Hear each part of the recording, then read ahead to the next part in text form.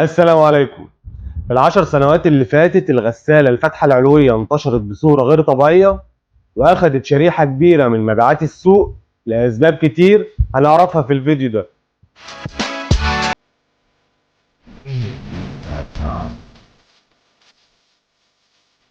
معظم الشركات لما لقت العملاء مقبلين على الغسالة الفتحة العلوية زودت من الإنتاج بتاعها ونوعت ما بين المواصفات والمقاسات. سبب إقبال العملاء على الغسالة على سبيل المثال إنها بتنزل بحلة حجمها كبير بتناسب مع العائلات اللي عدد أفراد أسرتها ما شاء الله كتير، ده غير إن هي تعتبر سعرها رخيص مقارنة بالغسالة الفتحة الأمامية. حضرتك بعد ما تشغلي الغسالة لو اتفاجئتي إنك ناسية أي ملابس ممكن بمنتهى السهولة تفتحي باب الغسالة تضيفي الملابس اللي ناسياها بدون أي مشكلة. الغسالة الفتحة العلوية تعتبر مريحة بالذات لكبار السن والعملاء اللي عندهم مشكلة في ظهرهم، وده لأن حضرتك وأنت بتستخدميها بتكوني واقفة تماما بدون أي ضرورة للانحناء.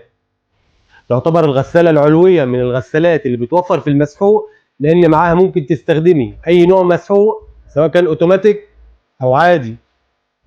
بتوفر في استهلاك الكهرباء لأنها بدون سخان داخلي. قطع الغيار بتاعها لحد كبير أوفر من الغسالة الفتحة الأمامية.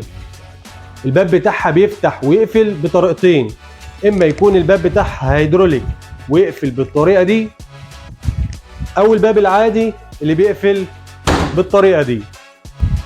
لكن في بعض العيوب الموجودة في الغسالة الفتحة العلوية، زي مثلا إن هي بدون سخان داخلي، علشان كده بتكون مزودة باتنين مدخل مياه، وعلشان توصل لها المية السخنة لازم نعمل وصلة من السخان بتاع البيت لغاية الغسالة.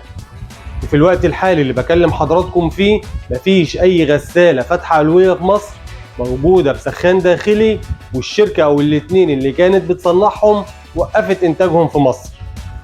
الحاجة التانية إن الغسالة الفتحة العلوية بيكون عدد لفات الموتور بتاعها قليل مقارنة بالفتحة الأمامية، وعلشان كده الملابس بتحتاج فترة أطول علشان تجف.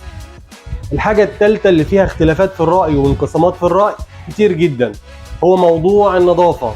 في بعض ناس بتقول إن نظافة الغسالة الأمامية هي الأحسن، والعكس بيقول إن الغسالة الفتحة العلوية تنظيفها أحسن. علشان كده مستنين حضراتكم في التعليقات تقولوا لنا تجربة حضراتكم وهنرد عليكم برأينا الشخصي وكلنا نستفيد مع بعض. وجي دلوقتي ميعادنا مع سر من أسرار البائعين. الغسالة الفتحة العلوية في ناس كتير بتقلق تحطها في الحمام علشان المية والبخار وإنها ممكن تصدي، ولما بيحاولوا يحطوها في المطبخ مش بتنفع تتحط تحت الرخامة.